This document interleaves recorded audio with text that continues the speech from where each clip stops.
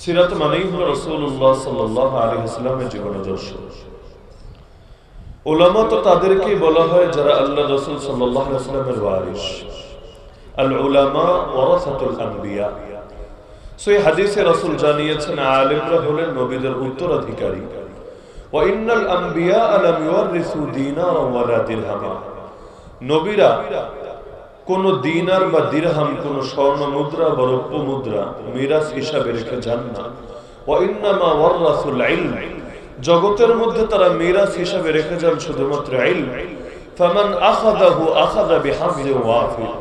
এবার যে ওহীর ইলমকে, দ্বীনের ইলমকে, শরীয়তের ইলমকে, কোরআনের ইলমকে, সুন্নাহর ইলমকে নিজের মধ্যে ধারণ করবে, একমাত্র সেই পেয়েছে বিরাট বড় সৌভাগ্য, হতে পেরেছে আল্লাহর রাসূলের সরাসরি ওয়ারিস। শেখুল হাদিস আল্লামা আজিজুল হক নওয়ারাল্লাহু মারকাদা তিনি প্রায় বলতেন, আলেমরা নবীদের উত্তরাধিকারী হাদিসটাকে আমরা বলি বা আমরা চিনি উলামায়ে কেরামের ফজিলতের হাদিস হিসাবে। এতে তো কোনো সন্দেহ নাই যে এটা ফজিলতের হাদিস, আর এর পাশাপাশি অন্যতম বাস্তবতা হলো এটা দায়িত্বেরও হাদিস। যখন পরিচয় দেওয়া হচ্ছে আলেম নবীর ওয়ারিস, একদিকে এর দ্বারা তার শ্রেষ্ঠত্ব, তার ফজিলত, তার গুণ সাব্যস্ত হচ্ছে, আর একদিকে তার কাঁধে এই দায়িত্ব চলে আসছে। তুমি যার ওয়ারিস, তিনি জমিনের মধ্যে যে জিম্মাদারি পালন করে গেছে, যেহেতু তুমি তার ওয়ারিস, তোমাকেও একই জিম্মাদারি পালন করতে হবে। তার মতকেই নিজের মত বানাতে হবে, তার পথকেই নিজের পথ বানাতে হবে, তার লক্ষ্য উদ্দেশ্যকেই নিজের লক্ষ্য উদ্দেশ্য বানাতে হবে, তার মিশন এবং ভিশনকেই নিজের মিশন এবং ভিশনে পরিণত করতে হবে। জগতের মধ্যে যে কোনো রাজনৈতিক দল দেখেন, প্রতিটা রাজনৈতিক দলের প্রতিষ্ঠাতা যাদের হাত ধরে দলগুলো গড়ে উঠেছে, তারা যদি দুনিয়া থেকে চলে যান, এর এক যুগ, দু যুগ, তিন যুগ, এমনকি 100 বছর পরও যারা আসে, তারা কিন্তু সেই প্রথম প্রতিষ্ঠাতাকে ভোলে না, বরঞ্চ কথায় কথায়, নীতিতে, আদর্শে, লক্ষ্যে, উদ্দেশ্যে, দৃষ্টিভঙ্গিতে সদা সর্বদা তার কথাকে, তার বাণীকে, তার রীতিকে, তার নীতিকে, তার আদর্শকেই ফোকাসে আনে এবং সেটাকে, তার রেখে যাওয়া অসম্পূর্ণ মিশনকে সম্পূর্ণ করাকেই নিজেদের জীবনের দায়িত্ব মনে করে। তো যখন আপনি পরিচয় দেবেন যে আপনি আল্লাহর রাসূলের ওয়ারিস, তখন আপনাকে সবার আগে দেখতে হবে আল্লাহর রাসূলের জিন্দেগীর লক্ষ্য কি ছিল, কোন লক্ষ্যে তাকে পাথর খেতে হয়েছিল, কোন লক্ষ্য পূরণের জন্য তার পবিত্র শরীর থেকে রক্ত ঝরেছিল, কোন লক্ষ্য পূরণের জন্য তাকে দেশ ছাড়া হতে হয়েছিল, কোন লক্ষ্য পূরণের জন্য তাকে 27টা যুদ্ধে নিজে শরীক হতে হয়েছিল, কোন লক্ষ্য পূরণের জন্য আরো 47টা মুজাহিদ বাহিনী পাঠানো হয়েছিল, কোন লক্ষ্য পূরণের জন্য 23 বছরের নবুয়তি জিন্দেগীর প্রতিটা দিনই তাকে কষ্ট করতে হয়েছিল, ধৈর্যের পরীক্ষা দিতে হয়েছিল, কোন লক্ষ্য অর্জনের জন্য ক্ষুধার জ্বালায় তাকে পেটে পাথর বাঁধতে হয়েছিল, কোন লক্ষ্য অর্জনের জন্য তার দাঁত শহীদ হয়েছিল, কোন লক্ষ্য অর্জনের জন্য তার চাচার বুক চিরে কলিজাটা পর্যন্ত বের করে চিবিয়ে খাওয়া হয়েছিল, কোন লক্ষ্য অর্জনের জন্য তার 52,000 সাহাবী শহীদ হয়েছিল, কোন লক্ষ্য অর্জনের জন্য আল্লাহর জন্য তার এই জিন্দেগিতে এত বেশি কোরবানি দিলেন, কি সেই লক্ষ্য, কি সেই আদর্শ, এটা যখন সামনে থাকবে, তখনই না উত্তরাধিকারের দায়িত্ব যথাযথভাবে বুঝে আসবে। এই দায়িত্বটা বোঝা দুই শ্রেণীর জন্যই জরুরি। যে নিজে আলেম হবে তার জন্য জরুরি, কারণ নিজের লক্ষ্যের ব্যাপারে যদি সচেতন হয়, তখনই না গন্তব্যের দিকে যথাযথভাবে এগিয়ে যাওয়া সম্ভব হয়। আমার গন্তব্য কি আমি জানি না। ধরেন একটা বিমান রানওয়ে ত্যাগ করলো, বিমানটা জানে না সে কি রাজশাহী যাবে না বরিশাল যাবে, চিটাগাং যাবে, কক্সবাজার যাবে না সিলেট যাবে, নাকি ডোমেস্টিক ফ্লাইট না সে ইন্টারন্যাশনাল ফ্লাইট হয়ে এই দেশের বাইরে কোনো জায়গায় তাকে উড়ে যেতে হবে, কিছুই জানে না। তাকে বলা হয়েছে তুমি রানওয়ে ত্যাগ করে আকাশে ডানা মেলো, সেও কথা শুনে কমান্ড ফলো করে রানওয়ে ত্যাগ করে আকাশে ডানা মেলেছে, কিন্তু গন্তব্যের ব্যাপারে অজ্ঞাত, গন্তব্যের ব্যাপারে অসচেতন। এখন আপনি বলেন, হুট করে যদি তাকে বলা হয় তোমার গন্তব্য মক্কা, তোমার গন্তব্য রিয়াজ, তোমার গন্তব্য মদিনা, তোমার গন্তব্য তুরস্ক, তোমার গন্তব্য পৃথিবীর শেষ প্রান্ত, চাইলেই কিন্তু সে তার গন্তব্যে পৌঁছাতে পারবে না। পর্যাপ্ত তেল, পর্যাপ্ত জ্বালানি, পর্যাপ্ত প্রস্তুতি কোনো কিছুই সে নেয় নাই। এমন একটা সময় যদি আপনি তাকে বলেন, শোনো, অন্য কোনো এয়ারপোর্টে তোমাকে ল্যান্ড করার পারমিশন দেওয়া হবে না, তোমাকে তোমার গন্তব্যে পৌঁছতে হবে, তবেই তুমি সফলভাবে ল্যান্ড করার অনুমতি পাবে, এই কথা যদি মাঝপথে বলা হয়, বেচারার না একুল থাকবে না ওকুল থাকবে, মাঝখানে বরবাদ হওয়া ছাড়া কোনো উপায় থাকবে না। তো নিজের লক্ষ্যের ব্যাপারে যদি লোকে না জানে, তাহলে জীবনটা দেখতে দেখতে এমনি এমনি কেটে যায়। যখন কাছাকাছি সময় চলে আসে মৃত্যু, তখন যদি সচেতন হয়ে যায়, আরে আমাকে তো এত দূরের গন্তব্যে যেতে হবে, কিছুই করার থাকে না, না আয়ু তাকে সাপোর্ট দেয়, না মালাকুল মউত তাকে ঢিল দেয়। আর মৃত্যুর ফেরেশতা যখন সামনে আসবে, মানুষ বলবে লাউলা আখারতানি ইলা আজালিন করিব, আরে সামান্য একটু সময় আমার সুযোগ দাও না, ফাসাদদাক ওয়া আকুম মিনাস সালিহিন, আমি সদকা করে আসি, আমি নেককার হয়ে আসি, আমি দিনদার হয়ে আসি, আমি আল্লাহওয়ালা হয়ে আসি। কিন্তু আল্লাহ বলেন, ইযা জাআ আজালুহুম, নির্ধারিত মেয়াদ যখন ঘনিয়ে আসবে, লা ইস্তাখিরুনা সাআতা ওয়া লা ইস্তাকদিমুন, এক মুহূর্ত মৃত্যু আগাবেও না, এক মুহূর্ত পিছাবেও না। অকাল মৃত্যু বলতে কোনো শব্দ ইসলামে নাই। আজকাল তো বড় বড় নেতা নেত্রীরা পর্যন্ত এইসব শব্দ ব্যবহার করে। অনেক সময় বড় বড় ব্যবসায়ীরা কালো একটা বিশাল ব্যানার টানিয়ে দোকানের মধ্যে এটা লিখে রাখে, অমুকের অকাল মৃত্যুতে আমরা গভীর শোকাহত। গতকাল যেমন আন্দোলন হয়েছে, আন্দোলনে অনেকে নিহত হয়েছেন, শহীদ হয়েছে, পুলিশ সদস্য নিহত হয়েছে, বিএনপির লোক নিহত হয়েছে, একাধিক জনকে আমি বলতে শুনেছি, এমনকি বাংলাদেশের জনক মন্ত্রীকে পর্যন্ত, যে অমুক পুলিশের অকাল মৃত্যুতে আমরা গভীর শোকাহত। কারো মৃত্যুতে শোক জানাতে নিন্দার কিছু নাই, আল্লাহর রাসূল নিজে মৃত্যুতে শোক জানিয়েছেন। সুতরাং মুমিনের মৃত্যুতে শোকাহত হতেও সমস্যা নাই, শোক জানাতেও সমস্যা নাই। উপরন্তু আল্লাহর রাসূল সাল্লাল্লাহু আলাইহি ওয়াসাল্লামের পুত্র সন্তান ইব্রাহিম যখন মারা যায়, আল্লাহর রাসূল কাঁদছিলেন, তার চোখ বেয়ে বেয়ে পানি গড়িয়ে পড়ছিল। এক সাহাবী এসে অবাক হয়ে বললেন, ইয়া রাসূলুল্লাহ, আপনি কাঁদছেন? একজনের মৃত্যুতে আপনার চোখ থেকেও পানি আসছে? সেই সাহাবী অবাক, আরে রাসূল আবার মানুষের মৃত্যুতে কাঁদবে নাকি? আল্লাহর রাসূল তারে বললেন, শোনো, ইন্নাল আইনা লাতাদমা ওয়া ইন্নাল কলবা লায়াহজান ওয়া লা নাকুলু ইল্লা মা ইরদি রাব্বানা ওয়া ইন্না বিফিরাকিকা ইয়া ইব্রাহিম লামাহজুনুন। সাহাবী আমার, শোনো, নিশ্চয়ই চোখ অশ্রুসিক্ত হয়, নিশ্চয়ই অন্তর ব্যথিত হয়, তবে মুখ দিয়ে শুধু এমন কথাই বলি যাতে আমার রব খুশি হয়, রব নারাজ হয়, এমন কোন কথা একজন বান্দা হিসাবে আমি বলি না, বলতে পারি না। ইব্রাহিম, তোমাকে হারিয়ে, তোমার বিচ্ছেদে, তোমার মৃত্যুতে আমরা বড় দুঃখিত, আমরা বড় শোকাহত। তো রাসূলের হাদিস দ্বারা স্পষ্ট, কারণ মৃত্যুতে চোখ থেকে পানি ঝরা, অন্তরে কষ্ট আসা, এগুলোতে নিন্দার কিছু নাই, দোষের কিছু নাই, ঈমানের সঙ্গে, তাকওয়ার সঙ্গেও কোনো সাংঘর্ষিকতা নাই। কিন্তু মুখ দিয়ে এমন কিছু বলা যাবে না যেটা রব পছন্দ করেন না। বললে কি হবে? আল্লাহ রাসূল স্পষ্ট বলেন, লাইসা মিন্না মান দারাবাল হুদুদ ওয়া শাক্কাল জুয়ুব ওয়া দাআ বিদাওয়াল জাহিলিয়া। আরে সে তো আমার উম্মতি না যে কারো মৃত্যুতে শোক প্রকাশ করতে গিয়ে, অন্য কোন ইস্যুতে শোক প্রকাশ করতে গিয়ে গাল চাপড়ে। গাল চাপড়ানো বুঝেন না? শোকে এখন গাল চাপড়ায়, চুল ছেড়ে অথবা কাপড় চোপড় ছেড়ে টুকরা টুকরা করে ফেলে, অথবা জাহেলি যুগের মতো কথাবার্তা বলে। জাহেলি যুগের কথাবার্তা বুঝেন, যেটা ইসলাম সাপোর্ট করে না, কুফর সাপোর্ট করে, শিরক সাপোর্ট করে, সেটাকে জাহেলি যুগের জাহেলি সুলভ কথাবার্তা বলে। তো অকাল মৃত্যু মানেটা কি? তার মানে আল্লাহ যেই কাল নির্ধারণ করেছিলেন সেই কালে মরে নাই। আল্লাহ কাল রেখেছিলেন মনে করেন 60 বছর, মরে গেছে 30 বছরে, অকালে অ্যাক্সিডেন্ট ঘটে গেছে। যদি এটাই মানেন, এটাই যদি হয় আপনার বিশ্বাস, তাহলে বলেন মারলো কে? সারা জীবন বলে আসলেন হায়াতের মালিক কে? মৌতের মালিককে, উপকার অপকার, সুস্থতা অসুস্থতা সবকিছুর মালিককে। ইন্নাল্লাহা আলা কুল্লি শাইইন কাদির, সর্বময় ক্ষমতার মালিক তো একজনই, নাম তার আল্লাহ। আলা ইন্নাল কুওয়াতা লিল্লাহি জামিআ, কোরআন জানাচ্ছে জেনে রাখবা বান্দা, সর্বময় শক্তির মালিক একজনই, নাম তার আল্লাহ। তো কন্ট্রোল যদি আল্লাহর হাতেই থাকে, আর আল্লাহ যে কাল নির্ধারণ করে রেখেছেন সেই কাল না এসে থাকে, মারলোটাকে, তাকে ধরে আনেন, তার রিমান্ডে নেন। আল্লাহ ছাড়া কেউ মারতে পারে? যেমনি ভাবে আল্লাহ ছাড়া কেউ গড়তে পারে না। হাল মিন খালিকিন গায়রুল্লাহ, কোরআনে আল্লাহ প্রশ্ন ছুড়েছেন, আল্লাহ ছাড়া কি আছে আর কোন সৃষ্টিকর্তা? ছবি আঁকলে সমস্যা কি? ভাস্কর্য বানালে সমস্যা কি? মূল সমস্যাই একটা জায়গায়। কিয়ামতের দিন আল্লাহ বলবেন, আমিও মাখলুক বানিয়েছি, তুইও বানিয়েছিস, তোর সঙ্গে তো আমার মিলে গেছে জাহেরি ভাবে, ঠিক আছে। আমি তো খালি বডি বানাই নাই, খালি আকৃতি বানাই নাই, খালি অবয়ব বানাই নাই।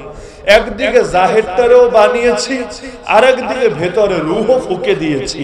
না হলে রূহ যদি না থাকে, বিশাল বডি দিয়ে কি আসবে আর কি যাবে, কোনো কাজেই তো লাগবে না। একটা মানুষ যদি মরা থাকে, মাথা থেকে পা সবগুলো অঙ্গ ঠিক আছে, কয় টাকা বেতনে ওরে আপনার দোকানে চাকরি দিবেন? এক পয়সাও তো দিবেন না। উল্টো অফার নিয়ে কেউ গেলে ওরে ধরে পিটাবেন, বেটা তুই আমার মুখে চুনকালি লাগাতে চাস, এলাকার মানুষের সামনে আমাকে লজ্জিত করতে চাস কেন? সমস্যা কোথায়? মাথা থেকে পা সবই তো ঠিক আছে, জবাব তো এটাই দিবে, আরে জাহের সবই তো ঠিক আছে, বাতিন তো পুরোটাই নাই হয়ে আছে।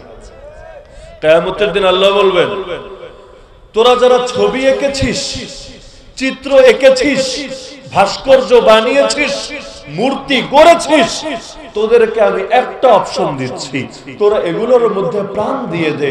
যদি দিতে পারিস, আমি তোদেরকে জান্নাতে ঢুকিয়ে দেব, এ নিয়ে আর কোনো জিজ্ঞাসাবাদ করব না। আর যদি দিতে না পারিস, তোদেরকে কে অনুমতি দিয়েছিল আমার সৃষ্টির সঙ্গে সাদৃশ্য গড়ার?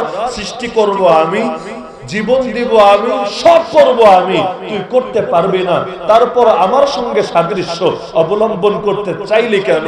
তখন আল্লাহ ফেরেশতাদেরকে বলে দিবেন, যতক্ষণ পর্যন্ত প্রাণ দিতে না পারে, ততক্ষণ পর্যন্ত আযাব দিতেই থাকো, দিতেই থাকো, দিতেই থাকো। এ কারণে মুমিনদের মধ্যেও কেউ যদি চিত্রকর হয়, ছবি টবি আঁকে, মূর্তি টূর্তি বানায়, ভাস্কর্য বানায়, চেতনা থেকেই বানাক আর পেটের জীবিকা কামাইয়ের জন্যই বানাক।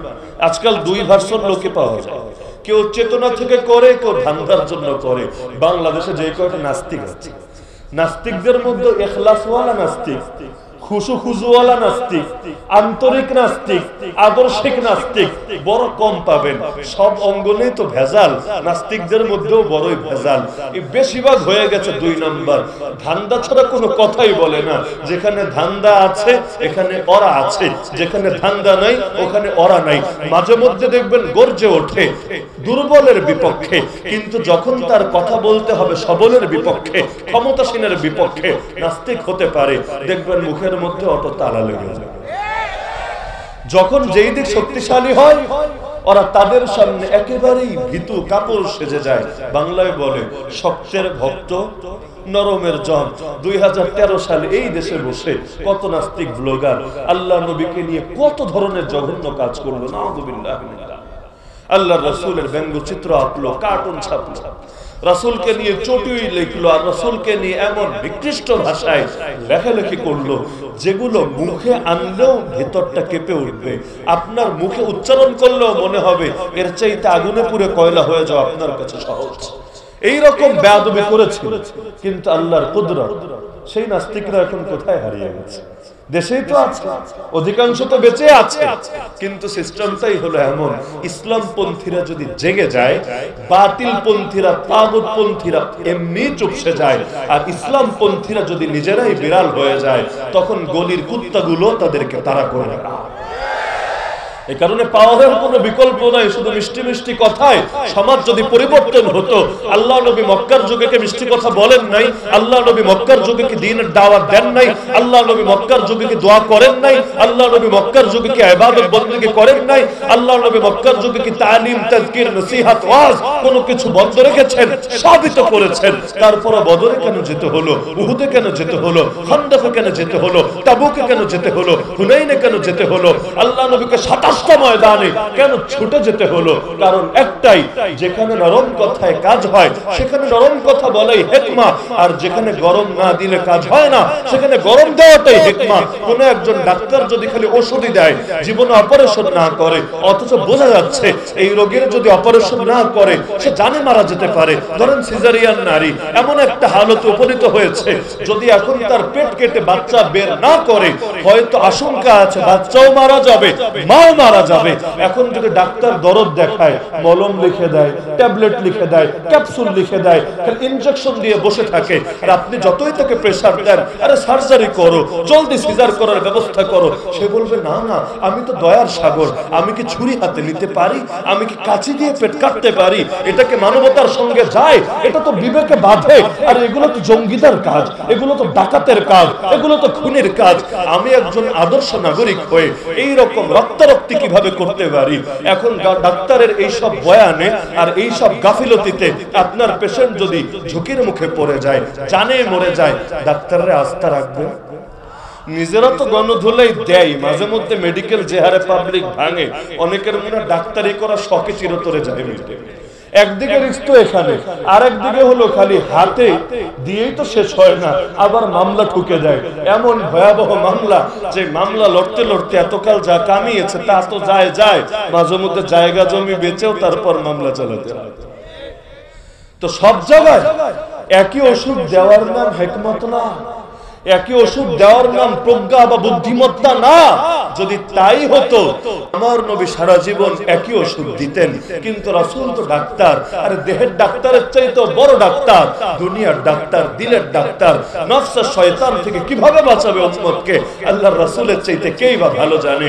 সুতরাং যেখানে ওষুধ লেগেছে সেখানে ওষুধ দিয়েছে, যেখানে থেরাপি লেগেছে সেখানে থেরাপি দিয়েছে, যেখানে ইনজেকশন পুশ করা লেগেছে সেখানে ইনজেকশন পুশ করেছে, আর যেই জায়গা সার্জারি করা লেগেছে সেটা সার্জারিও করেছে। দেখতে মনে হতে পারে আর এটা তো বর্বরতা, এটা তো নৃশংসতা, এটা তো হিংস্রতা, কিন্তু না রে ভাই, ডাক্তারের হাতেও ছুরি থাকে, ডাকাতের হাতেও ছুরি থাকে। দেখতে দুই ছুরি এক মনে হতে পারে, কিন্তু ন্যূনতম আকল বুদ্ধি যদি থাকে, কেউ দুটোকে এক বলবে না। ডাকাতের ছুরিকে বলবে গজবের ছুরি, ডাক্তারের ছুরিকে বলবে রহমতের ছুরি। আর বন্দুক পুলিশের হাতেও থাকে, বন্দুক খুনির হাতেও থাকে, তারপর দুনিয়ার লোকেরা সেই খুনির বন্দুককে তো গজবের বন্দুক বলে, পুলিশের বন্দুককে তো আবার রহমতের বন্দুক বলে। এজন্য জনগণ করের টাকা দিয়ে এই সমস্ত পুলিশের বেতন ভাতার ব্যবস্থা করে, না হলে কি দরকার ছিল আপনার মাথার ঘাম পায়ে ফেলে রক্তকে পানি করে যে পয়সা উপার্জন করবেন তা দিয়ে নিজের বাচ্চারে না খাইয়ে আপনি ওদেরকে খাওয়াবেন? দরকার তো এজন্য তারা আপনাকে সেবা দেবে, তাদের অস্ত্র আপনার কল্যাণে ব্যবহৃত হবে, অকল্যাণে না। আরে বেনিয়ামিন নেতানিয়াহুর হাতেও তো বন্দুক আছে, ইসরায়েলের হাতেও তো অস্ত্র আছে, আবার হামাসের মুজাহিদিনের হাতে, গাজার মুসলিমদের হাতেও তো অস্ত্র আছে। দেখতে উভয়টাই তো অস্ত্র, কিন্তু যার ন্যূনতম আকল আছে সে বলবে ইসরায়েলের অস্ত্র জঙ্গিবাদের অস্ত্র, আর মুজাহিদিনের অস্ত্র রহমতের অস্ত্র। তো যেই জায়গায়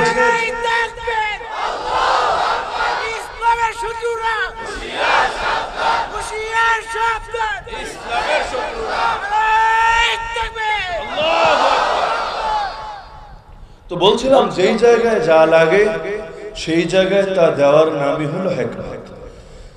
এ কারণে আল্লাহর রাসূল সাল্লাল্লাহু আলাইহি ওয়াসাল্লামকে বিশেষভাবে আল্লাহ হিকমত দিয়েছেন, আর সব ক্ষেত্রে হিকমতের সঙ্গে দাওয়াত দিতে বলেছেন। উদউ ইলা সাবিলি রাব্বিকা বিল হিকমা, তুমি তোমার রবের পথে মানুষকে দাওয়াত দাও হিকমতের সঙ্গে।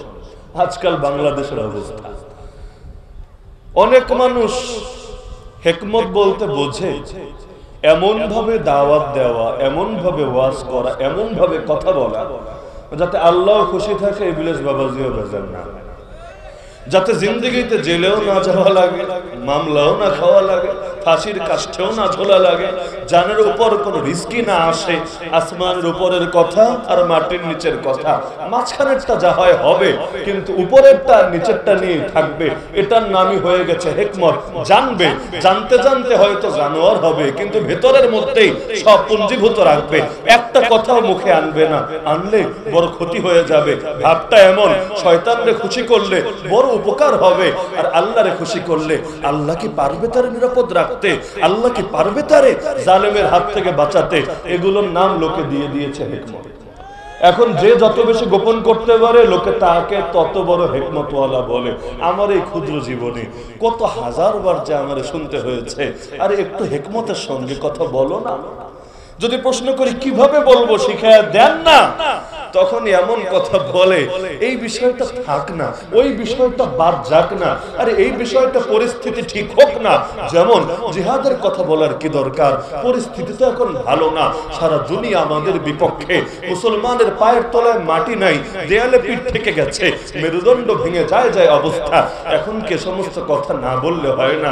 আমি ফিরতি প্রশ্ন করি, পরিস্থিতি যদি সব ঠিকই থাকে, জিহাদের কথা বলার দরকারটা কি আছে? জিহাদ তো হলো ফিতনা দমনের জন্য, জিহাদ তো হলো অন্যায়ের মোকাবেলা করার জন্য। যদি সারা দুনিয়ায় ন্যায় আর ন্যায় থাকে, ইনসাফ আর ইনসাফই থাকে, কোন ধরনের বাড়াবাড়ি জুলুম সীমালঙ্ঘন না থাকে, তখন জিহাদের বয়ান দেওয়ার দরকারটা কি? আরে ওলামায়ে কেরাম লিখেছেন, যদি কোন সমাজের মধ্যে সুদের ব্যাপকতা থাকে, যে এই সমাজের অধিকাংশ মানুষ সুদ খায়, সুদ দেয়, সুদের সঙ্গে জড়িয়ে থাকে, কিন্তু সেখানকার হুজুররা বসে বসে খালি বিয়ে তালাক নিয়ে ফতোয়া দিতে থাকে, অথচ এলাকায় তালাক তালাক কেউ দেয় না, তালাকের ব্যাপক চর্চা নাই, হিল্লা বিয়ে আরো যত দুই নম্বরে জাহেলিয়াত, এগুলোর কোনো প্রচলন নাই। কিন্তু এমনি মাসালার চর্চা হিসাবে আলোচনার মধ্যে ওয়াজ নসিহতে খালি এটার উপরে ফোকাস করে। আমাদের বুজুর্গানে দিন আরো কয়েকশো বছর আগেই লিখে গেছেন, তারা ইলমের সঙ্গে খেয়ানত করলো, আল্লাহর রাসূলের মিরাসের খেয়ানত করলো, জাতির সঙ্গেও বিশ্বাসঘাতকতা করলো। কারণ সকল যুগের রাসূলগণ সেই জায়গায় ওষুধ দিয়েছেন যেই জায়গায় ব্যাধি ছিল। দেখবেন এক এক জামানার নবীর এক এক দিকে বিশেষভাবে ফোকাস করেছে। মুসা নবী একদিকে, ঈসা নবী একদিকে, আমার রাসূল একদিকে, এক এক সময় এক এক দিকে ফোকাসের দরকার কি? কারণ তাদের জামানার বাতিলগুলো এক রূপে ছিল না, এক এক জামানায় ছিল এক এক রূপে। মুসা নবীর যুগের বাতিল দেখেন, সেই জামানার বাতিলরা হলো জালেম, সেই জামানার বাতিলদের বড় জ্ঞান হলো জাদুবিদ্যা। এই জাদুবিদ্যা দিয়ে তারা মনে করে যে এটার দ্বারাই দুনিয়ার শ্রেষ্ঠত্ব প্রমাণিত হয়, দুনিয়ায় আদর্শ চিন্তা করা যায়। এই কারণে নবী মুসার মোকাবেলা করার জন্য কোন বিতার্কিককে ডাকে নাই, কোন সাহিত্যিককে ডাকে নাই, কোন বক্তাকে ডাকে নাই, কোন গানের শিল্পীকে ডাকে নাই, ডেকেছে জাদুঘরকে। জাদুঘরের কাজটা কি? আল্লাহ নবীরা দুনিয়াতে ইলম নিয়ে আসেন, জ্ঞান নিয়ে আসেন, তাওহীদ জ্ঞান, রিসালাত জ্ঞান, আখিরাত জ্ঞান।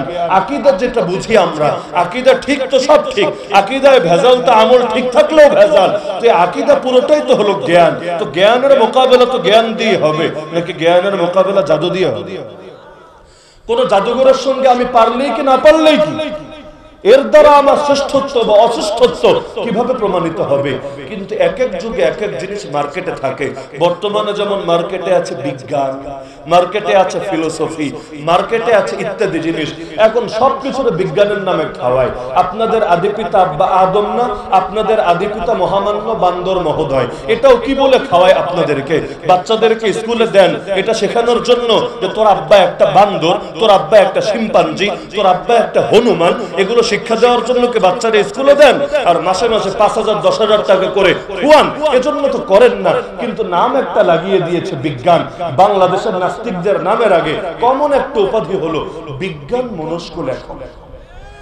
বিজ্ঞান মনস্ক মানেটা কি? মানে ওর মনের মধ্যেই বিজ্ঞান আছে। যেমন সে রশিদ আহমদ গাঙ্গুহির নামের আগে আমরা বলি ফাকিহুন নফস। ফাকিহুন নফস মানে আল্লাহ তাআলা তার এমন গভীর জ্ঞান, ফিক ফতোয়ার জ্ঞান দিলের মধ্যে দিয়ে দিয়েছেন, কিতাব না দেখেও যদি কোনো বিষয়ে সমাধান দেয়, তারপর কিতাব খুললে দেখা যায় হুবহু মিলে গেছে। রুচিটাই হয়ে যায় এমন, তবিয়তটাই হয়ে যায় এমন, শরিয়াত তবিয়ত বন গই, যে তখন ভেতর থেকে যে কথাটা বের হয় সেটাই দ্বীনের প্রতিনিধিত্ব করে। ওমর রাদিয়াল্লাহু আনহু আনহু যেই ভাষায় কথা বলেছেন, অনেক সময় আল্লাহ হুবহু তার ভাষায় কোরআনের আয়াত নাজিল করেছেন। কারণ ওমরকে আল্লাহ এমন মেজাজ, এমন দিল দিয়েছিলেন, বড় সুন্দরভাবে বুঝতে পারতেন ওহী কি বলতে চায়, শরীয়ত কি জানাতে চায়। এই কারণে রাসূলও বলেন, লাউ কানা বাদি নবিয়্যুন লাকানা উমর, আমার পরে যদি দুনিয়ায় আর কেউ নবী হতো, সেই নবীটা হতো এই ওমর। তো কিছু মানুষকে আল্লাহ দিয়ে দেয় তো বিজ্ঞান মনস্ক, অথচ যেই কয়টা নামের আগে আছে বিজ্ঞান মনস্ক, প্রায় সবগুলোর হালত দেখবেন বিজ্ঞান নিয়ে কোনো গবেষণা নাই, বিজ্ঞান নিয়ে কোনো কাজ নাই, বিজ্ঞানে কোনো অবদান নাই। অবদান একটাই, সারাদিন ইসলামকে ধুয়ে দেয়। অবদান একটাই, খালি হুজুরদেরকে মৌলবাদী আর এই সেই বলে গালি দেয়। অবদান একটাই, কেমনে বাংলাদেশ থেকে ইসলামকে বিদায় করা যায় আর মুসলমানদেরকে খালি পাকিস্তান চলে যাও, আফগানিস্তান চলে যাও ইত্যাদি ডায়লগ মেরে মেরে কোণঠাসা করে রাখা যায়। আর বাংলাদেশের মধ্যে যাদের নুন খায় ওরা, ওদের এজেন্ডা এখানে বাস্তবায়ন করা যায়। এগুলোই হলো ওদের বিজ্ঞান মনস্কতার পরিচয়। নাম হয়ে গেছে বিজ্ঞান। তো এই যুগে এই বিজ্ঞান থিওরি দিয়ে এমন ভাবে মুসলমানদেরকে কম্পিত করে ফেলেছে। অনেক সময় আমরা করি কি জানেন, বিজ্ঞানের আলোকে তাফসীর, বিজ্ঞানের আলোকে হাদিসের ব্যাখ্যা। হ্যাঁ, হতে পারে জিনিসটা, আমি অস্বীকার করছি না।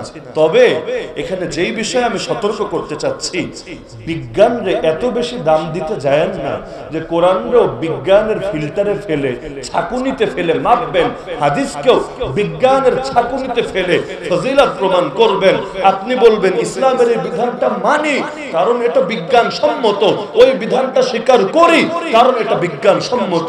আল্লাহর কসম, এই রুচি, এই স্বভাব একবার যদি ভেতরে ঢোকে, এক জায়গায় না এক জায়গায় এসে দেখবেন ইসলামকে মানা আর সম্ভব হচ্ছে না। বলবেন কেন? আলী রাদিয়াল্লাহু আনহুকে চেনেন?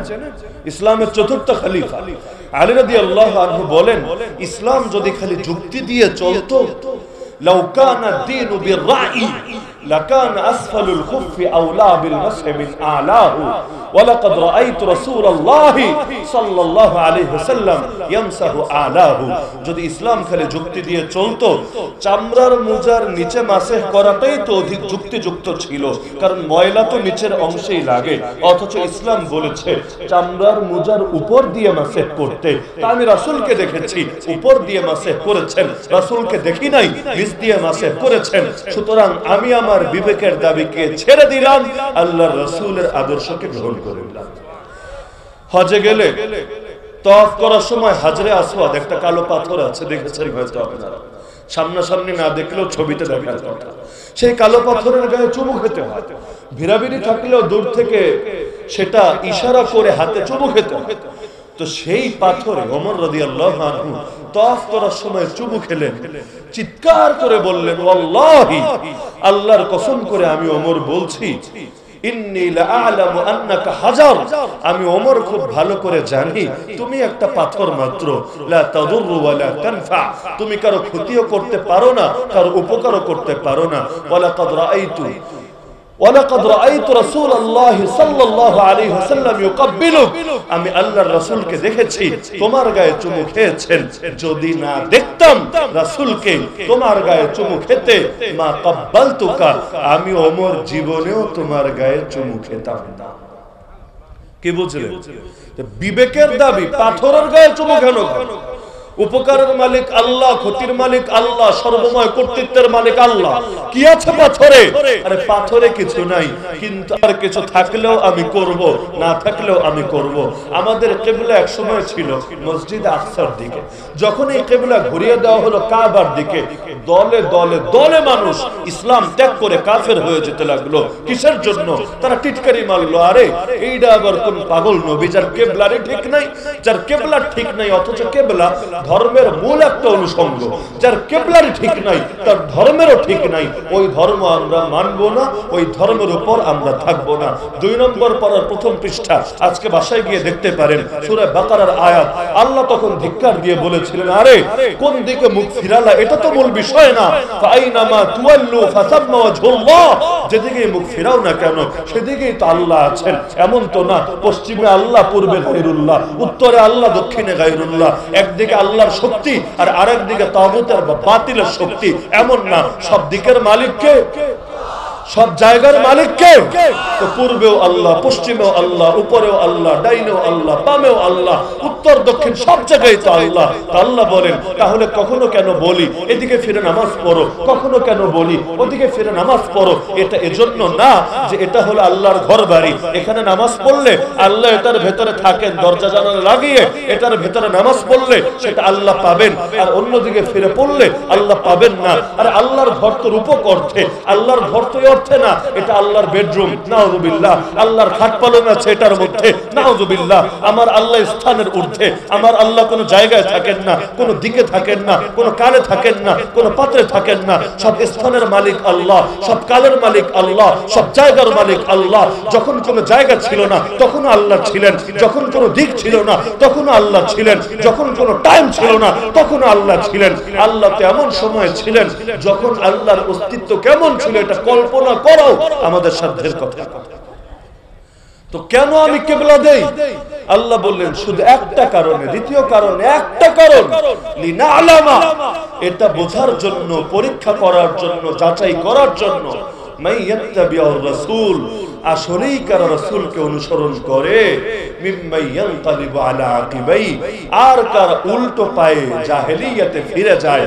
এই দুই দলকে আলাদা করার জন্য আমি আল্লাহ এক এক সময় এক এক দিকে ফিরে সালাত আদায় করতে বলি। এর মানে এটা না মসজিদে আকসায় আল্লাহ নাই, খালি কাবা শরীফে আল্লাহ, বরঞ্চ জাস্ট পরীক্ষা করার জন্য যে আসলে রাসূলকে মানো না বিবেককে মানো।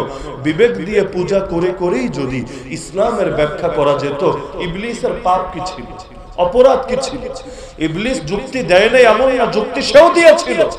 আল্লাহ আমি কেন সিজদা করব বলেন, আমাকে বুঝান। খালাকতানি মিন নার ওয়া খালাকতাহু মিন তিন, আমাকে বানিয়েছেন আগুন দিয়ে, ওকে বানিয়েছেন মাটি দিয়ে, কেমনে আমার চাইতে শ্রেষ্ঠ বুঝান আমারে। আনা খায়রুম মিন, আমার লজিকে, আমার বিবেচনায় আমি তো উত্তম আদমের চাইতে। নাউযুবিল্লাহ মিন যালিক। বেশি ইবাদত করলে উত্তম হবে বলেছে কে? বেশি দিন বুজুর্গি দেখালেই উত্তম হবে বলেছে কে?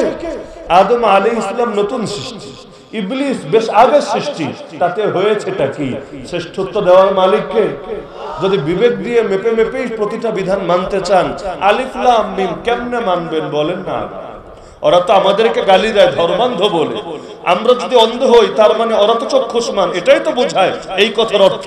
সবগুলো নাস্তিকরা কান ধরে এনে টেবিলে বসিয়ে বলান, আরে আমরা অন্ধ, আমরা বুঝি না তাও মানি, ঠিক আছে, তোরা তো চক্ষুষ্মান, সব দেখিস, সব বুঝিস। এখন আলিফ লাম মিমের অকাট্য সুনিশ্চিত ব্যাখ্যা করে দিবি, তাহলে পিঠের চামড়া একটারও বাকি থাকবে। দেখেন কোন বাপের বেটা এসে ব্যাখ্যা করতে পারে কিনা? ব্যাখ্যা করে বলবে এটাই সুনিশ্চিত। ধারণা প্রসূত কথার ভ্যালু নাই। আলিফ মানে আল্লাহ, লাম মানে জিবরিল, মিম মানে মুহাম্মদ, অর্থাৎ এই কোরআন নাজিল করেছেন আল্লাহ জিবরিলের মাধ্যমে মুহাম্মদ সাল্লাল্লাহু আলাইহি ওয়াসাল্লামের উপরে। এই দাবি যে করলা প্রমাণ কি? এটা তো হবে কেমন জানেন? আমি জিজ্ঞেস করলাম আপনাকে, আপনার মাথায় চুল কয়টা বলেন তো? আপনি বলেন ঠিক 12,000 আছে, একটাও কম নাই বেশি নাই, পারলে তুই গইনা প্রমাণ কইরা দে কম আছে নাকি বেশি আছে। এখন আমার পক্ষেও সম্ভব না, কেমনে গুনবো? আর আপনি যেটা বলেছেন আপনিও গুনে বলেন নাই, একটা হাওয়ার উপরে মেরে দিয়েছেন। আর আমার যেহেতু এখানে গুনে গুনে মিথ্যাবাদী প্রমাণ করার সুযোগ নাই, তাই দুনিয়া এটাই বুঝবে আপনি জিতে গেছেন। এখন ব্যাখ্যা একটা করে দিলেই হলো নাকি? এটাই এর ব্যাখ্যা, এটাই সুনিশ্চিত অর্থ, এটাই অকাট্য অর্থ। কে দাবি করতে পারবে? বড় বড় তাফসীরের কিতাব খোলেন, হাজার হাজার টাকা দিয়ে কিনে আনেন, দেখবেন বড় বড় তাফসীরের কিতাবেও লেখা আল্লাহু আ'লামু বিমুরাদিহি বিযালিক, এর আসল অর্থকে আল্লাহই ভালো জানেন। সবকিছু বিজ্ঞানের ছাঁচে ফেলে মাপার প্রবণতা একবার তৈরি হলে তখন খালি সব জায়গায় বিজ্ঞান খোঁজে, বিজ্ঞান খোঁজে, বিজ্ঞান খোঁজে, যেখানে এসে বিজ্ঞান পায় না। কারণ বিজ্ঞান তো মানুষ খুঁজে খুঁজে বের করে। মানুষের জ্ঞান দুর্বল, মস্তিষ্ক দুর্বল, মানুষের যোগ্যতা দুর্বল। কই আল্লাহর কই বান্দা? আল্লাহর কথাকে বান্দা কেমনে মাপবে, কেমনে যাচাই করবে? আর আজকের বিজ্ঞান আগামীকাল পরিবর্তন হয়েও যেতে পারে। বিজ্ঞানের বড় একটা অংশই চলে ধারণার উপরে। 100 বছর আগে যা বলে 100 বছর পরে সে আরেক বিজ্ঞানী যদি এটাকে ভুল প্রমাণ করে দিতে পারে, শেষ। বিজ্ঞানের মধ্যে ইখতিলাফ চলে, এটা কি ফ্যাক্ট নাকি এটা অপিনিয়ন। যদি অপিনিয়ন হয় একভাবে মূল্যায়ন, যদি ফ্যাক্ট হয় আরেকভাবে মূল্যায়ন। তো বিজ্ঞান চলে বিজ্ঞানের গতিতে, যেটা পরিবর্তনশীল সেটা দিয়ে চির অপরিবর্তনশীল কোরআনকে মাপবেন কিভাবে? সবকিছু যদি এভাবে মেপে মেপে মানা যেত, আমারে বুঝান গায়েবের উপর ঈমান যারা আনবে আল্লাহ তাদেরকে বলেছেন মুত্তাকি, কোরআন হবে তাদের জন্য হেদায়েত। এই আয়াতের অর্থ কি থাকবে? গায়েব মানে বুঝেন, যেটা চোখ দিয়ে দেখা যায় না, শুধু এটারে গায়েব বলে না, গায়েবের অনুবাদ করে অদৃশ্য। ভুল অনুবাদ, নিঃসন্দেহে ভুল অনুবাদ। এই যে আমি কথা বলছি, আওয়াজ শুনছেন, আওয়াজ দেখান তো বললে, আওয়াজটা কেমন দেখান? লাল না কালো না সাদা দেখান? এটাও তো দৃশ্যমান না, অদৃশ্য। কিন্তু শুনছেন তো, শ্রুত তো। অদৃশ্য হলেই সেটা আর পঞ্চ ইন্দ্রিয় দিয়ে ক্যাচ করা যায় না, বিষয়টা তো এমন না। গায়েব মানে অদৃশ্য বলেছে, এক অনুবাদ বাঙালি আবিষ্কার করে নিয়েছে, ধুমায়া চালাচ্ছে আর চালাচ্ছে। গায়েব মানে যেটা পঞ্চ ইন্দ্রিয়র কোনো কিছু দিয়েই উপলব্ধি করা যায় না, না চোখ দিয়ে দেখা যায়, না কান দিয়ে শোনা যায়, না নাক দিয়ে ঘ্রাণ নেওয়া যায়, না ত্বক দিয়ে স্পর্শ করা যায়, না এর স্বাদ জিহ্বা দিয়ে অনুভব করা যায়, এমন কি না যেটা আকল দিয়ে, বিবেক দিয়ে, বুদ্ধি দিয়ে পুরোটারে রপ্ত করা যায়। জান্নাত কেমন হবে কেউ বলতে পারবে? আল্লাহ নিজে বলেছেন ওয়ালা খাতার আলা কলবি বাশার, কোন মানুষের অন্তরে জীবনেও জান্নাতের কল্পনা আসবে না। যেটাকে লোকে কল্পনা করবে সেটা আর যাই হোক জান্নাত না। যেই বেডিরে কল্পনা করবে না, এটা মনে হয় হুর, হুরে আইন আল্লাহ আমার জন্য জান্নাতে রেডি রেখেছেন, বিশ্বাস করেন ওইটা দুনিয়ারই কোনো বেডি। ওই এআই দিয়ে যেমন ছবি বানানো যায়, যেমন মনে চায় এমনি আপনার মনকেও আপনি প্রোগ্রামিং সেট করা আছে, কমান্ড দিয়েছেন, সেও একটা চিত্র বানিয়ে উপস্থাপন করেছে আপনার সামনে। বিশ্বাস করেন এইটা কোনোদিনও জান্নাতের হুর না। তাহলে একটা মহিলা পারলে এমন কল্পনা করেন তো, যার গায়ে 70 পল্লা কাপড় থাকার পরও 70 ধাপ কাপড় অতিক্রম করে, গায়ের চামড়া অতিক্রম করে, রক্ত অতিক্রম করে, গোশত অতিক্রম করে, হাড্ডি অতিক্রম করে, হাড্ডির ভিতরে যে মজ্জা থাকে, হাড্ডির ভিতরে যে মগজ থাকে, যে শ্বাস থাকে, এটা পর্যন্ত 70 ধাপ কাপড়ের উপর থেকে স্পষ্ট ভাবে দেখা যাবে। হাদিসে তো আল্লাহর রাসূল জান্নাতের হুরের সৌন্দর্য বর্ণনা করেছেন। আরে আমার গোটা জিন্দেগিও যদি আমি ব্যয় করি, এটা কিভাবে সম্ভব? আর সৌন্দর্যের একটা উপমা এটা কিভাবে হয়? দুনিয়ায় যদি কাউরে এমন দেখা যায়, চামড়ার উপর দিয়ে ভিতর চোখে পড়ে, দেখলে আর ডর লাগে।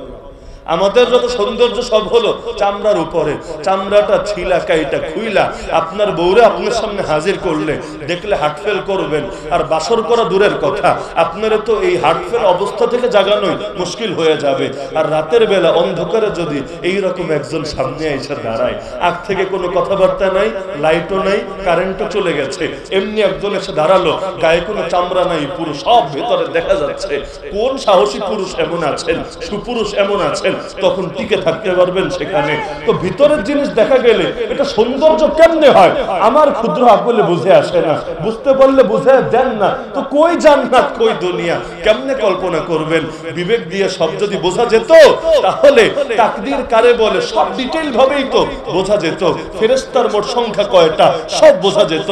অথচ মানুষের জ্ঞান দেখেন না কত অসম্পূর্ণ। আল্লাহর বিষয় বুঝবে দূরের কথা, প্রত্যেকের ভেতরে যে রূহ আছে, যে প্রাণ আছে, যে আত্মা আছে, এই প্রাণটা আসলে কি, কোন উপাদান দিয়ে তৈরি, এত এত আপডেট বিজ্ঞান আবিষ্কার হওয়ার পরও এইটাই বুঝতে পারলো না রুহুটা আসলে কি, এই প্রাণটা আসলে কি, আত্মাটা আসলে কি, আসে কোথা থেকে, পড়ে যায় আবার কোথা থেকে। কত অসম্পূর্ণ মানুষের জ্ঞান, মানুষের বিবেক। এই অসম্পূর্ণ জ্ঞান নিয়ে আল্লাহর যদি কেউ ফিল্টারে ফেলে, নাউযুবিল্লাহ, এর চাইতে আল্লাহর শানে বড় জুলুম আর কি হতে পারে? এই যুগে ইসলামের বহুত বিধান মানে না এই তথাকথিত বিজ্ঞানের অজুহাতে। কোনটা রাষ্ট্রবিজ্ঞান, সমাজ বিজ্ঞান, কোনটা পদার্থ বিজ্ঞান, কোনটা এই বিজ্ঞান সেই বিজ্ঞান। আপনি বলবেন ইসলামী আইন বাস্তবায়ন করো, বলবে না না, এটা বাস্তবায়ন করলে সমাজ বিজ্ঞানের দৃষ্টিতে আমরা ঝুঁকির মুখে পড়ব, আমরা আধুনিক দেশ গড়তে পারবো না, আধুনিক রাষ্ট্র গড়তে পারবো না। ভাবটা এমন, আল্লাহ খালি সেকেলে জিনিসই শিখায় আর আধুনিক খালি শয়তানি বানায়। আল্লাহর হাতে আধুনিকতা নাই, আর স্মার্টনেস পুরোটাই রয়েছে একমাত্র শয়তানের হাতে। আল্লাহর দিন মানলে 1000 বছর পিছায়া যাবে, আর শয়তানের দিন মানলে 1000 বছর আগায়া যাবে। নাউযুবিল্লাহি মিন যালিক। তাহলে এই রকম মুনাফিকের মুখে অন্তত আল্লাহু আকবার মানে, আল্লাহু আকবার মানে কি? আল্লাহু আকবার মানে কি? আল্লাহ বড়, আল্লাহ সবার চাইতে বড়, তো মুখ দিয়ে বলবা আল্লাহ বড়, আর দিলের মধ্যে রাখবা না শয়তান বড়, দুনিয়া বড়, আমেরিকা বড়, ইসরায়েল বড়, ভারত বড়, ইউনাইটেড নেশন বড়, বিজ্ঞান বড়, ফিলোসফি বড়, আইডিওলজি বড়, মানব রচিত মতবাদ বড়, গণতন্ত্র বড়, জাতীয়তাবাদ বড়, ধর্মনিরপেক্ষতাবাদ বড়, আমি যা বলবো তাই বড়, আমার বানানো বিধান বড়, নাউযুবিল্লাহ। তখন আল্লাহু আকবার এটা শুধু মুখেই থাকবে, দিলে থাকবে না। আর যেই জিনিস শুধু মুখে থাকে দিলে থাকে না, সেটাকেই বলে মুনাফিক। তো বিজ্ঞান দিয়ে কেন ইসলামকে মাপতে হবে? যদি এমন হতো নামাজ পড়লে বৈজ্ঞানিক দৃষ্টিতে কোনো উপকার নাই, কোনো উপকার নাই, পড়তেন না? কি বলেন, পড়তেন না? রোজা রাখলে ধরলাম বৈজ্ঞানিক দৃষ্টিতে কোনো ফায়দা নাই, তো কি আপনি কি রোজা রাখতেন না? না হলে আমারে বুঝান, মরার মধ্যে বৈজ্ঞানিক দৃষ্টিতে কি কি উপকার আছে বলেন?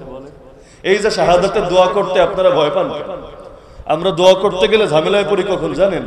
আগের দোয়ায়ও জোরসে আমিন বলে, পরের দোয়ায়ও জোরসে আমিন বলে। মাঝখানে যদি বলি আল্লাহ আমারও শাহাদাত দাও, আমার সঙ্গে যারা আমিন বলছে তাদেরকেও শাহাদাত দাও, অমনি দেখি আমিনের সাউন্ড ভলিউম কমে আসে, চিন্তায় পড়ে যায়।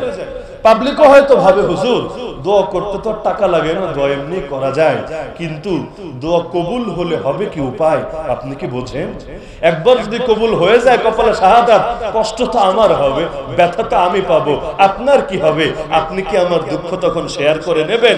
এই ভয়ে লোকে দোয়াটাই করে না। তাহলে আমারে বুঝান, বিজ্ঞানের দৃষ্টিতে মরার কি সুবিধা? বিজ্ঞান তো বস্তুবাদের উপর ভিত্তি করে আজকাল চলছে। দুনিয়ায় কেমনে ভালো থাকবেন, কেমনে বেশি কামাবেন, কেমনে বেশি পোক্ত করবেন নিজেরে, কেমনে ধান্দা করবেন, কেমনে নিজের পকেটে ফুলাবেন, কেমনে আঙ্গুল ফুলিয়ে কলা গাছ বানাবেন, সব বৈজ্ঞানিক নিনজা টেকনিক বের হয়ে গেছে।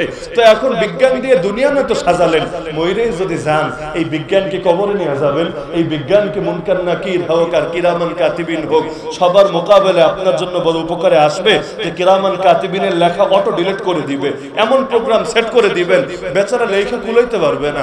ব্রাউজারের হিস্ট্রি যেমনি ভাবে অটো ডিলিট হয়ে যায়, আকাম কুকাম যা করেছে সব লোকে মুছে ফেলে, তো কিরামান কাতিবিনের উপরও এমন বিজ্ঞান সেট করে দিবে, বেচারা সারাদিন বৈশা লিখবে আর লিখবে আর লিখবে, কিয়ামতের দিন বলবে কি রে সব দেখে হাওয়া হয়ে গেল, হ্যাক করে ফেলেছে প্রোগ্রামাররা, আমার সব কিছু নাই করে দিয়েছে। নাউযুবিল্লাহি মিন যালিক। জিন্দেগিতে সম্ভব, অথবা যখন আপনার সামনে আসবে মুনকার নাকির, তিনটা প্রশ্ন করবে, এমন প্রোগ্রাম সেট করবেন বা কবরে এমন প্রযুক্তি লাগায় দিবেন যে প্রশ্ন করবে, জব অটো বের হয়ে আসবে এআই ভার্সনের মতো, মুখ নাড়াবেন অটো ভেতর থেকে বের হয়ে আসবে। এইরকম কোন বিজ্ঞান জানা আছে কারো? এমন বিজ্ঞান যেটা দিয়ে জাহান্নামের আগুনকে নিভানো যাবে, এমন বিজ্ঞান যেটা দিয়ে পুলসিরাতের পোলটারে মোটা বানানো যাবে, ধারালো থেকে এটাকে শক্ত বানানো যাবে। আর কি কাজে আসবে? মূল তো কাজে আসবে দিন। তো শাহাদাতের মধ্যে বিজ্ঞান কোনো উপকার যদি খুঁজে নাও পায়, তারপরও তো রাসূল থেকে শুরু করে তার সাহাবীরা সদা সর্বদা শাহাদাতের জন্য ছটফট করে বেড়ায়। বিজ্ঞান দিয়ে কোরআন মাপবো না, কোরআন দিয়ে বিজ্ঞান মাপবো। দুটোর মধ্যে বড় পার্থক্য আছে। আপনি আমার দিয়া যদি আরেকজনের মাপেন, তাহলে আমাকে বেশি শ্রেষ্ঠ মেনে নিয়েছেন, এবার তাকে আমার সঙ্গে মিলিয়ে দেখছেন যে তারটা আমার সাথে মিলে কিনা। যেমন ধরুন বাংলাদেশে অনেক বক্তা আছে, অনেকের কপি করে, যেমন ধরেন দ্বিতীয় সাইদি, তৃতীয় সাইদি, চতুর্থ সাইদি, পঞ্চম কুয়াকাটা, ষষ্ঠ কুয়াকাটা, সপ্তম কুয়াকাটা, নবম মামুনুল হক, দশম মামুনুল হক, 11তম মামুনুল হক, এরকম থাকে না? আরে থাকে কিনা? তো এখন বাস্তবে এসে দ্বিতীয় হতে পেরেছে কিনা, তৃতীয় হতে পেরেছে কিনা আপনি বুঝবেন কেমনে? আপনি একবার মূল ধরেন সাইদি সাহেবের বয়ান ছাড়বেন, এটা শুনবেন, তারপর এখন দ্বিতীয় কপিকারী যে আছে, সবারই কপি বের হয়েছে। এখন মনে হচ্ছে আজহারি সাহেবেরও একজন কপি বের হয়েছে, অনেকে দুষ্টমি করে নাম দিয়েছে কপিউর রহমান আহাজারি। এমন কপি, শব্দ বাক্য দাড়ি কমা ডাইন বাম সব কপি, সব যদি মুখস্থ করে কপি করে বয়ান করে, বয়ানের মধ্যে রুহানিয়াত থাকবে কেমনে? তার তো মনোযোগ থাকবে ক্যাসেট প্লেয়ার চালানোর দিকে, একটা বাক্য যাতে এদিক সেদিক না হয়। তো পাবলিক কি বুঝলো বা বুঝলো না, কোন কথা জরুরি বা জরুরি না, কার দ্বারা দিনের ফায়দা হবে, এগুলো তো তার দরকার নাই। তার দায়িত্ব হলো ইউটিউবের ভূমিকা পালন করা। ইউটিউব যেমনি ভাবে শোনায় দেয়, এখন সে অটো শোনায় দিবে। এইরকম কপি করলেই কি সব জায়গায় বেশি ফায়দা হয় নাকি? এখন লোকে মাপবে কিভাবে? উদাহরণের জন্য বলছিলাম, মাপবে কিভাবে? যে এখন আসল জনেরটাও ছাড়বে, নকল জনেরটাও ছাড়বে। যদি মিলে যায় বলবে ঠিক আছে, তোমার 100% মেনে নিলাম। যদি না মিলে তখন বলবে চেষ্টা চালায় যাও, একবার না পারিলে দেখো শতবার, আগামীতে হলে হতেও পারে। এটাই তো নিয়ম। তো যারে মূল ধরেন তারে কিন্তু বেশি দাম দেওয়া হয়। মূল যারে ধরে অন্যরে টেনে যদি এর সঙ্গে মিলান, তারে তুলনামূলক অবমূল্যায়ন করা হয়। তো এবার মূলনীতি যদি বানান, কোরআনকে মাপবো বিজ্ঞানের ছাঁচে, কোরআনকে হাদিসকে মাপবো বিজ্ঞানের ফিল্টারে, তাহলে বেশি দাম দিয়ে দিলেন বিজ্ঞানকে, যে বিজ্ঞান হলো শাশ্বত, বিজ্ঞান হলো চিরন্তন, বিজ্ঞান হলো দেহলি পবিত্র, বিজ্ঞান হলো অকাট্য।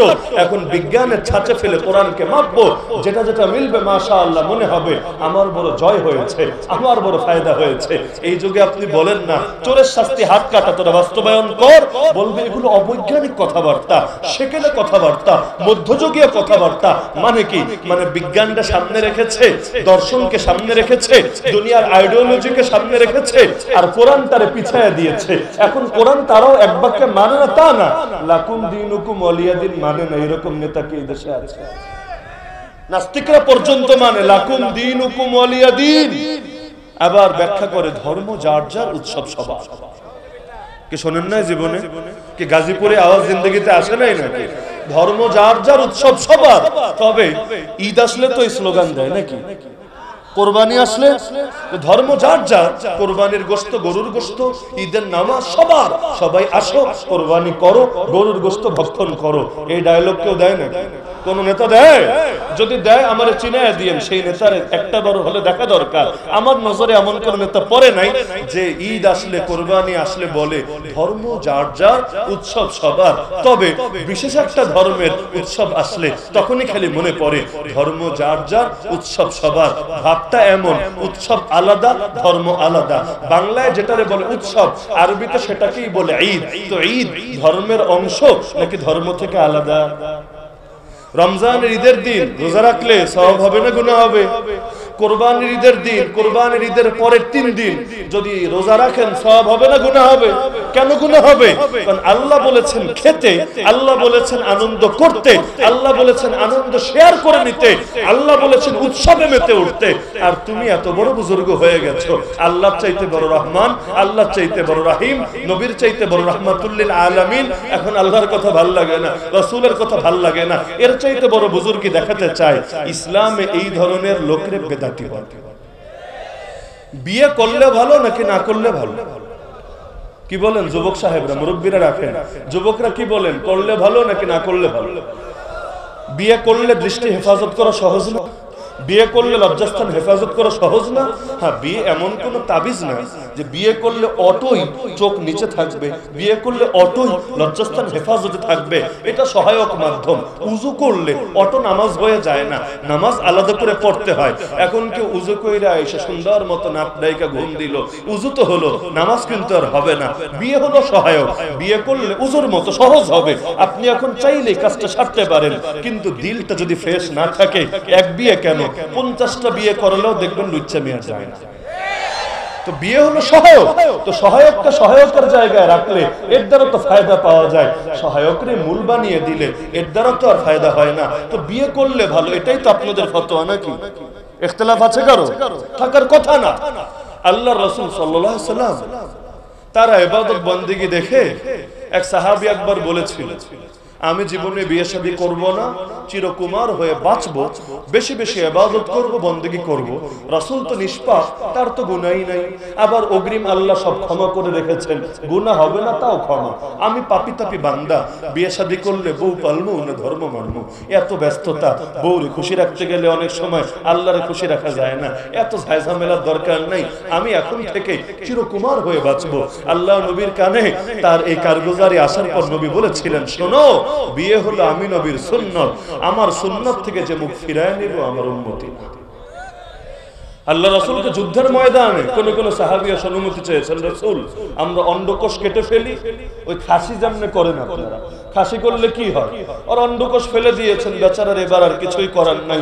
এখন যদি এমন হয় মেশিন গান তো আছে, ভেতরে বুলেট নাই, পুরো চেম্বারটা ফাঁকা হয়ে আছে, এখন পুলিশ এটা নিয়ে যতই গুলি করতে থাকুক লাভ তো আর কিছু হবে না, আর গুলি করার আগ্রহ তার মধ্যে জাগবে না, এটাই স্বাভাবিক ব্যাপার। তো এসে বলল, রাসূল আমাদেরকে একটু পরামর্শ দেন, একটু অনুমতি দেন, আমরা ডাক্তার ডেকে এটা কাটায় ফেলি। সব ঝামেলার মূল হইল এইটা, এই জিহাদের ময়দানে অন্তরে খালি ওয়াসওয়াসা পয়দা করে, খালি মহিলা মানুষের কথা অন্তরে জাগ্রত করে। মাথা থাকলে ব্যথা থাকবে, মাথা না থাকলে ব্যথাও থাকবে না। আল্লাহ রাসূল চরম ভাবে নিষেধ করলেন, আমার উম্মতে এটা স্পষ্ট হারাম। ইসলামে সন্ন্যাসবাদ নাই, ইসলামে বৈরাগ্যবাদ নাই। তো যেমনে নিজের মনে চায় এমনি ইবাদত করলে যে আল্লাহ খুশি, বিষয়টা এমন না। ওই যে বাংলাদেশে 3 নম্বর 4 নম্বর ঈদ বাইর করে ফেলেছেন, কি জানেন না আপনারা? 2 ঈদ তো সবারই আছে, সব দেশেই আছে, সব যুগেই ছিল। 3 নম্বর ঈদ গাজীপুরে নাই মনে, 4 নম্বর ঈদও আছে কোন কোন এলাকায়, 27শে রজব, ঈদে মেরাজুন নবী, আগামীতে আরো কত কিছু আসবে আল্লাহ ভালো জানে। ধরেন বদর দিবসে বানাতে পারে একটা ঈদ, মক্কা বিজয়ের দিনকে বানাতে পারে একটা ঈদ, কারণ সবগুলোই তো আনন্দ। ঈদ মানেই তো হাসি খুশি আনন্দ উৎসব। তো বদর আসলে আপনারা আনন্দিত হন না? মক্কা বিজয়ের দিন আপনারা আনন্দিত না? আপনারা তো আল্লাহ রাসূলের প্রতিটা সফলতায় আনন্দিত। যেই দিন হেরা গুহায় ওহী এসেছে ওই দিন আনন্দিত না? তো এভাবে আনন্দের উপলক্ষ খুঁজলে উপলক্ষের তো অভাব থাকবে না। তো এখন 3টা 4টা ঈদ দেখতে তো ভালোই লাগে ভাই, কার খারাপ লাগে? ধরেন আমি হুজুর মানুষ, আমার জন্য বেশি ভালো। কেমনে? আমি যদি 2টা 4টা বাড়াই, আপনাদের কি ধারণা আমার পকেট হালকা হবে না ভারী হবে? কি কারো দ্বিমত আছে এখানে? যত ঈদ বাড়াবো, মানুষকে যত বেশি আমার সঙ্গে সম্পর্কিত করব, আমার পকেট তত ভারী হবে। আবার দেখেন না আজকাল দোয়ারও কত ভার্সন বের হয়েছে, 100 টাকার দোয়া আর 1000 টাকার দোয়া কিনতে হয়। টাকা যত বেশি, দোয়ার পাওয়ারই তত আলাদা। যদি 10,000 টাকা দামের দোয়া হয়, 50,000 টাকা দামের দোয়া হয়, সুবহানাল্লাহ, এইটা নিয়ে তো আর কিছু বলারই অপেক্ষা রাখে না। এমন ভাবে তেল মারতে থাকবে মনে হবে জান্নাতুল ফেরদাউসে ঢুকায়া তালাটা আস্তে কইরা মাইরা চাবিটা খুইলা পকেটে কইরা স্টেজে নিয়ে চলে এসেছে, আর যাতে কেউ বের করতে না পারে এই জন্য চাবির কোনো কপি ফেরেশতাদের হাতেও রাখা আসে নাই, চিরতরে গায়েব করে দিয়েছে। এইরকম একটা হালতে পরিণত হয়েছে। তো ঈদ বাড়ালে আমি উসামার লাভ না লস? বলেন না লাভ, কিন্তু সবকিছু নিজের লাভ লস দিয়ে বিবেচনা করলে হয় না। তাহলে ইসলাম আল্লাহর দেওয়া দিন হতো না, ইসলাম রাসূলের পৌঁছানো দিন হতো না, ইসলাম হতো আমার বিবেক প্রসূত ধর্ম। এমন যদি হতো ইবলিসকেও দোষী করার কোনো কারণ ছিল না। ইবলিসের যুক্তি ছিল, ইবলিসের লজিক ছিল। এই কারণে আল্লাহ পরীক্ষা নিয়েছে। সূরা বাকারা বলতে গেলে কোরআনের প্রথম সূরা। বলবেন কেন? ফাতিহার কি হবে? ফাতিহা ভূমিকা, যে কোনো বই খোলেন দেখবেন ভূমিকা আগে, এরপর প্রথম পাঠ বলে আলাদা নতুন করে শুরু হয়। সূরা ফাতিহা ভূমিকা। নামাজে প্রত্যেক রাকাতে ফাতিহা পড়েন না? অন্য সূরা যেটাই পড়েন ফাতিহা কিন্তু আগে পড়েন কেন? এটা ভূমিকা, ভূমিকার বিষয়টাই আলাদা। তো ভূমিকার পরে প্রথম সূরা বাকারা। এখন সূরা বাকারার প্রথম আয়াত বলেন দেখি সবাই, এই এলাকা সবাই পারেন আলহামদুলিল্লাহ, বলেন আলিফ লাম মিম। দেখছেন কতগুলো জান্নাতের মালিক আপনারা? আলিফ মানে শুধু একটা অক্ষর না, একটা জান্নাত। লাম মানে আরেকটা জান্নাত, মিম মানে আরেকটা জান্নাত। আর যত বেশি আয়াত বাড়াবেন জান্নাত তত বাড়বে ইনশাআল্লাহ। কোরআনের সর্বমোট আয়াত যেই কয়টা, ইমাম খাত্তাবী রাহমাতুল্লাহ আলাইহি লেখেন জান্নাতের মোট স্তর, মোট ধাপ, মোট তলা সেই কয়টা। আল্লাহ হাফেজ কোরআনকে বলবেন একটা করে আয়াত পড়তে থাক, একটা করে জান্নাত উপরে উঠতে থাক। এমনি আলাদা আলাদা তো আছে, আলিফ বলেছি 10টা নেকি পেয়েছি, আর নেকি তো আর দুনিয়ায় ওই এটিএম বুথে কার্ড ঢুকালে নেকি বের হয়ে আসবে না, নেকি তো ভোগ করব জান্নাতে। একবার সুবহানাল্লাহ বললেই কি বিশাল এক জায়গা আল্লাহ আমারে দিয়ে দিবেন। এমন বড় একটা গাছ 500 বছর ঘোড়া দিয়া দৌড়াইলেও গাছের ছায়া শেষ হবে। তো সুবহানাল্লাহ চাইতেও তো বেশি সওয়াব কোরআনের আয়াত তেলাওয়াতে। আর এই কোরআন তো সেই কোরআন, কোরআন পড়তে গিয়ে ফেরাউনের নাম তেলাওয়াত করলে 50টা নেকি, জানেন না? ফা 10 নেকি, রা 10 নেকি, আইন 10 নেকি, ওয়াও 10 নেকি, নুন 10 নেকি। ফেরাউনের নাম সম্ভবত পুরো কোরআনে আছে 74 বার। তো এক ফেরাউনের নাম পড়লেই কত নেকি আপনারা হাসিল কইরা ফেলেন, একটাবার চিন্তা করেন। তো এখন এত সব কোরআনের, তো একটা করে আয়াত বাড়ানো মানে খালি একটা আয়াত না রে ভাই, একটা জান্নাত। আল্লাহ যখন আপনারা বলবে আমার অমুক বান্দা সলিমউদ্দিন কলিমউদ্দিন, তো কোরআন পড়তে থাক, তুই পড়তে থাকবি, লিফট চলতে থাকবে, যেখানে গিয়ে থামবি দরজা খুলে যাবে, সেটাই হবে তোর জান্নাত। আপনিও পড়তে শুরু করবেন ইনশাআল্লাহ, আমিও পড়তে শুরু করব, পড়তে থাকবো পড়তে থাকবো পড়তে থাকবো। আরে সেই সময় তো বড় আফসোস হবে, আর কেন 10টা আয়াত বাড়ালাম না, দুনিয়ার সুযোগ ছিল, আর কেন 20টা আয়াত বাড়ালাম না। এক আয়াত পড়তে কি লাগে রে ভাই? এই যে আলিফ লাম মিম মুখস্থ করতে কয়টা মিনিট লাগবে আমারে বলেন না।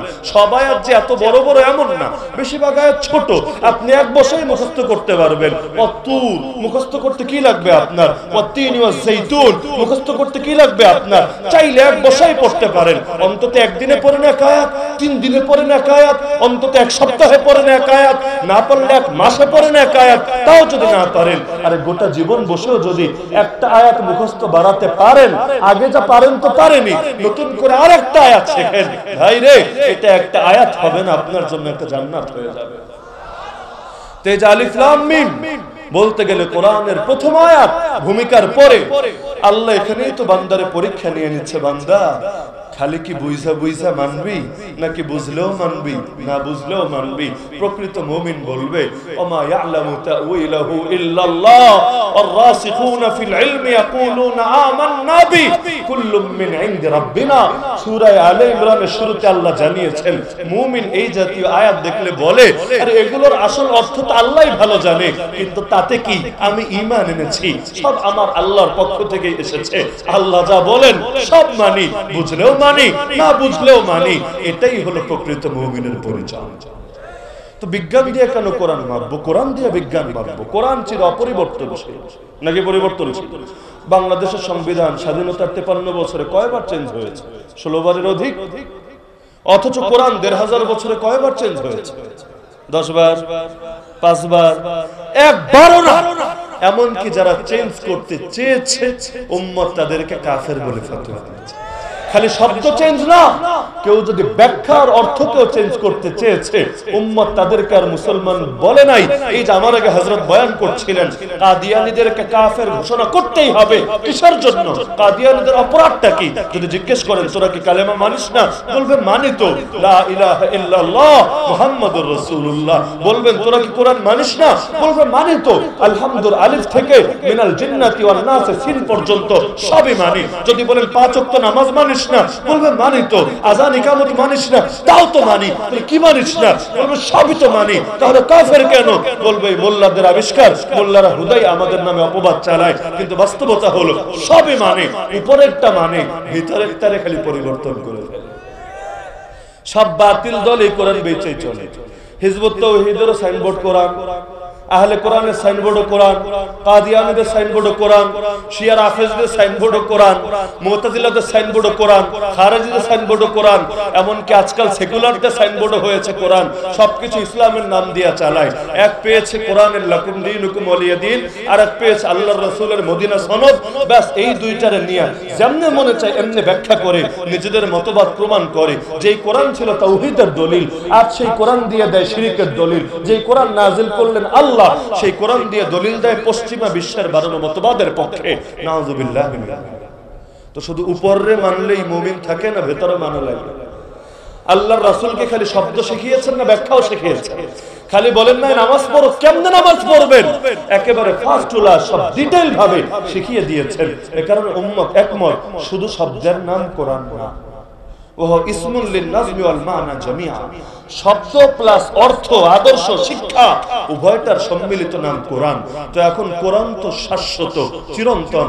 আমি বিজ্ঞানরে বলবো তুই আয়, কোরআনের সঙ্গে নিজের মিলা, যতটুকু মিলবে আমি বুকে জড়িয়ে নেব, আপত্তির কিছু নাই। ইসলাম আধুনিক হতে না করে না, ইসলাম উন্নত হতে না করে না, ইসলাম এগিয়ে যেতে না করে না। তবে ইসলাম আগানোর নামে আল্লাহর সঙ্গে বেয়াদবি করাকে, রাসূলের আদর্শ জলাঞ্জলি দেওয়াকেও এলাও করে না।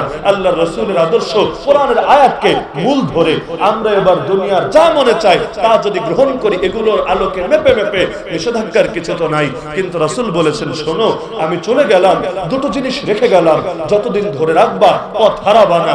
কথা উল্টান, তার মানে যেদিন ছেড়ে দিবা পথে আর থাকতেও পারবা না। কোন দুই জিনিস? একটার নাম আল্লাহর কিতাব, দ্বিতীয়টার নাম রাসূলের সুন্নাহ।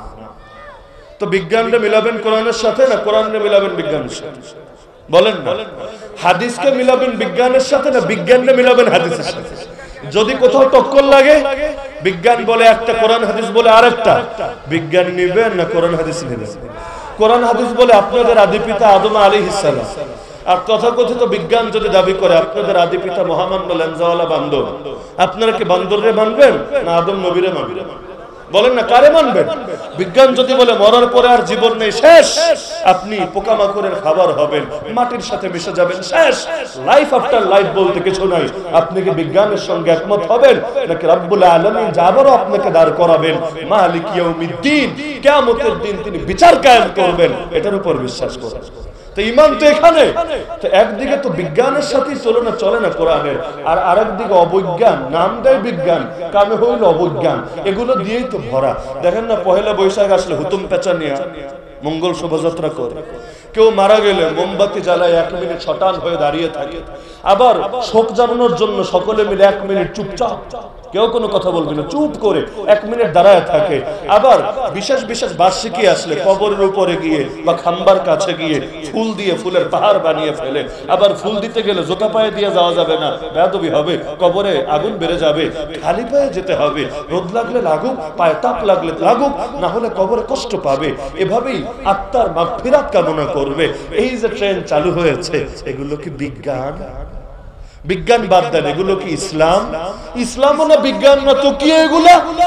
বিয়াতে যে গায়ে হলুদ দেয় না গায়ে মরিচ, কি দেয় আপনাদের এলাকায়? গায়ে হলুদ না গায়ে মরিচ? এই গায়ে হলুদ দিলে বিজ্ঞানের দৃষ্টিতে, সেই সময় বক্স টক্স বাজালে, ধুমাধুম আয়োজন করলে, নারী পুরুষের ফ্রি মিক্সিং এর ব্যবস্থা করে দিলে, আর বরযাত্রী নামে গিয়া মহিলার বাপের উপর ইচ্ছা মতো চাপ ক্রিয়েট করলে, আবার 400 জনের দাওয়াতের নাম দিয়া 500 জন গিয়া চুপি চাপি খাইয়া আসলে, এতে বিজ্ঞানের দৃষ্টিতে পেটের কি কি উপকার হয়, সমাজের কি কি লাভ হয় বলেন তো? যৌতুক নিলে কি উপকার হবে?